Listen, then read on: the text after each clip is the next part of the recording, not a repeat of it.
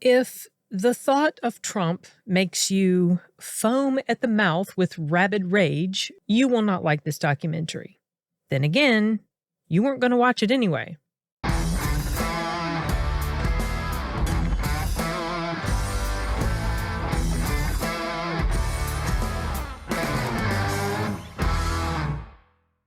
I initially had no interest in watching the documentary Melania. Documentaries aren't generally my favorite genre, and it just didn't appeal to me. But my mom was interested, and we so rarely go to the movie theater together, and I was happy to take her. So went to go see it this past Friday, the 30th of January. Wanted to be able to do that before the next winter storm came through our area. And that was my second movie of the day. I had 2 double feature days back to back. That was a lot. It's not generally something I like to do very often. Anyway, this documentary, it was okay. I thought it was actually kind of interesting because it gave behind the scenes stuff of some of the operations that go on, like at the White House and preparations for the inauguration. Basically, all this is, and it's not something that's really all that political. Yes, Trump shows up a few times, more so at the end, because the climax of the documentary is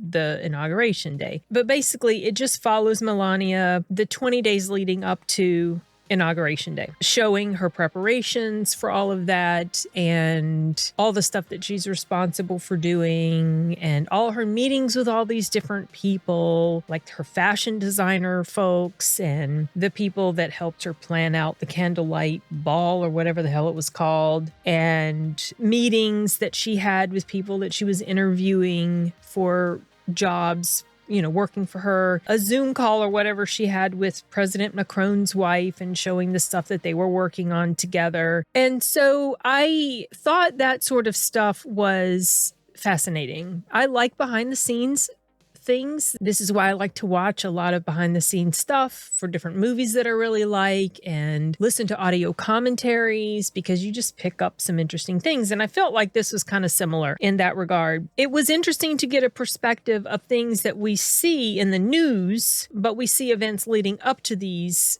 moments behind the scenes. So I thought that was interesting and well done. It's filmed in a very cinematic manner, which isn't surprising because Brett Ratner is the director, and I know he's got like a sketchy past and everything, but he's directed some really fun movies that a lot of us have enjoyed. And the way this looked, very cinematic. In the beginning and during other moments of the documentary, it does almost seem like you're watching a motion picture, which I thought was a nice touch. Now, this was produced or co-produced by Melania herself. And of course, the director, I've already mentioned him. He is a friend of the Trumps. So you know the presentation is going to be positive. It's not going to be anything that's going to be a critique or anything like that. And this isn't really even something with overt messaging. I don't think it's just about one of our first ladies. Having said that, it still feels pretty consistent to me with her public persona. She is a very composed, controlled, and reserved type of person. She's very stoic.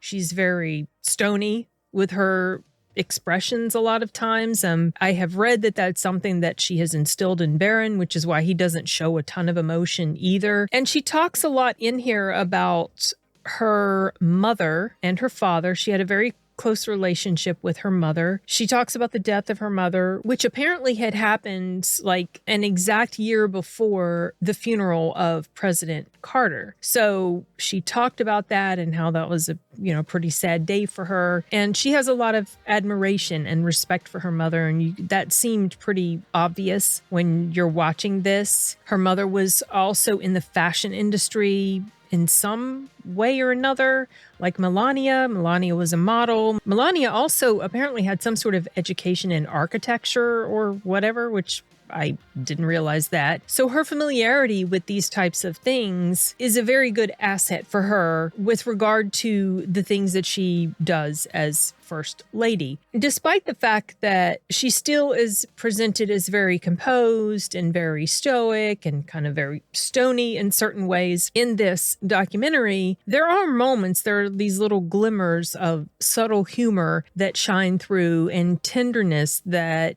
you can see that she exhibits to those around her, especially during a time where she was meeting with a hostage that had been freed that was taken in the terrorist attack on Israel on October 7th. And she was talking with that woman, and that woman's husband was still a prisoner, was still a hostage. And that moment between them was pretty touching. That poor lady she was talking to, you feel really bad for her. And then there's other moments where she's singing along to a Michael Jackson song or singing the YMCA song, and little tiny smiles that come through. She's not someone that laughs hugely, that grins broadly, maintains a lot of composure pretty much no matter where she is. But it was still nice to see a more lighthearted side of her and to see some of the banter between her and Trump a little bit. They are such polar opposites, I swear to gosh. Anyway, there were other moments that I thought were kind of funny. The guy that designed her dress, his moments of excitement when things would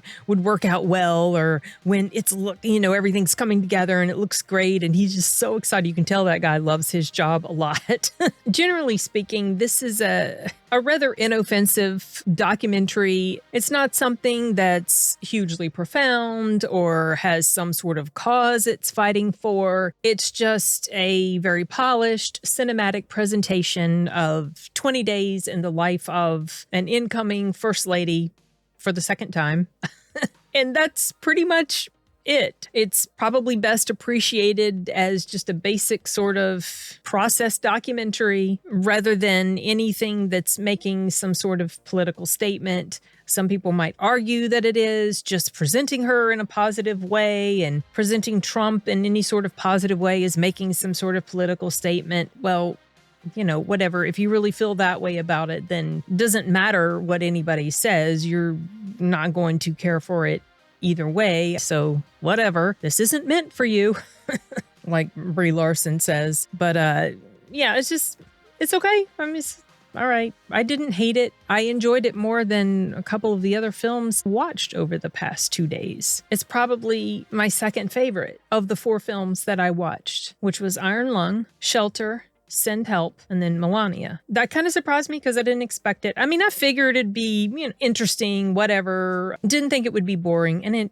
it wasn't. But I certainly didn't expect a documentary to hold a higher place on my list of favorites for the 2 double feature days that I had. So if you're interested, if you're curious, I'd recommend it. Anyway, that's all I have to say for now about Melania. I guess I'm going to go ahead and wrap this one up for now, you guys. Bye.